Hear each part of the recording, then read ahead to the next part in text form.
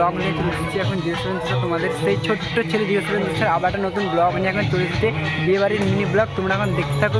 Finally বিয়েবাড়ির গেটে পৌঁছে গিয়েছি, তারপরে ভিতরে দিয়ে ঢুকে এখন চলে যাচ্ছি গাইস। তারপরে জলা দেখে কত সুন্দর একটা ফুয়ারাটা বানিয়েছে, কত সুন্দর লেগেছে। এসে এখন কফি স্টল দেখে কফি স্টলে ঢুকে গেলাম, তারপর নিয়ে আমি এখন কফিটা খাচ্ছি।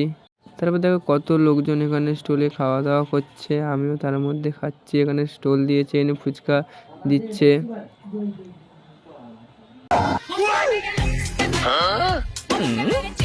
ফুচকাটা নিয়ে এখন আমিও খাওয়া শুরু করে দিলাম।